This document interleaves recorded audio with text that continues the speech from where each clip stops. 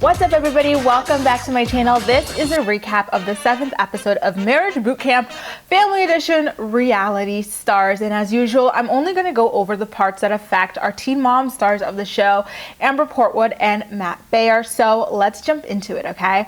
The first thing that really stood out to me in this episode was the fact that Amber's mom was a teen mom herself. It turns out that she had Amber's brother, Bubby, Sean, at 17 years old, which is something that I had no clue about prior to, seeing it on this episode. And it seems like Amber's really upset with her mom over her camaraderie with Matt Baier in the previous episode, because she just spent this entire episode trying to drag her through the mud. Even though I'm sure quite a bit of it was true, she never really spoke to the problems that she had with her father, who was also an alcoholic. She literally blamed everything on her childhood on her mom. She said that she started taking drugs because her mom was never home, and also because her mom was never home, she managed to skip a lot of school, and really roll with a bad crowd.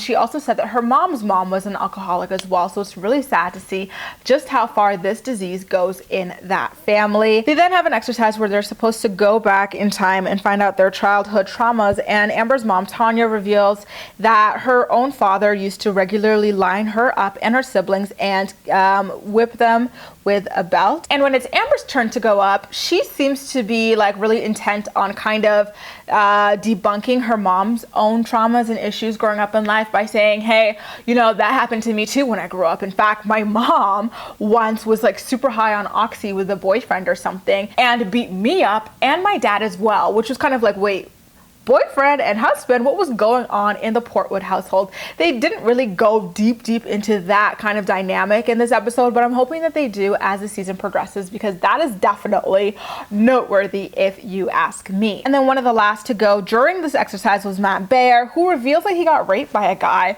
who he said was an authority figure in his life, and I'm assuming that was a babysitter of some sort, and that when he told his dad about it, when his dad got home, his dad couldn't care less, and he later discovered that his dad had children by other women as well. And it seemed I think he also said that his dad seemed drunk at the time as well, which is really, really sad to think. And you start to notice how things just historically repeat themselves in families, like the alcohol and drugs in Amber's family, the scattered children in Matt's family, things going on with Brandy's household as well with the partying and stuff. It's really sad to see how often people recreate the environments that they grow up in, and it's scary. Amber and Matt didn't really have that much to do with this episode of Marriage Bootcamp, so this video is going to be quite short, but there was a time when Amber was talking with a couple of the other women in the house, and she spoke about how she's this great, amazing mom because she decided not to go for drug rehab and instead opted for prison time,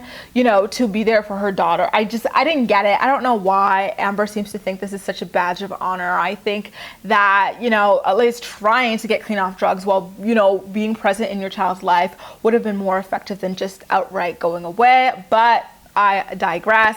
And last but not least, after this whole exercise, Matt was understandably exhausted and just not in the mood to talk to people at the end of the day after revealing such a huge secret in his life. And so Amber climbs into bed trying to cuddle with him, and he just was not having it, and it turned into this all-out fight because, of course, everything with Amber has to become a huge fight.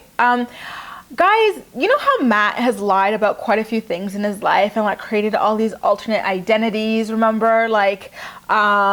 Him claiming to be addicted to substances and stuff when it's not the case according to other women who have known him lying about the amount of children he has in his life. I feel bad for saying this, but I'm not sure I believed his story. And I'm curious if any of you guys are in the same boat as well. I just feel when you lie so much about the essence of who you are and things that are so serious, like paternity, drug addiction, mental health, those sorts of things, it becomes hard to believe literally anything that comes out of your mouth. And if this is true, then I feel bad for Matt, both because this happened to him and because it's so hard for people to believe him because he has been such a massive pathological liar as long as we've known him. I'm really curious to hear what your opinions are on that. Do you believe that happened to him? And if so, how do you feel about the way that his dad reacted? Does that make you feel really sympathetic towards him?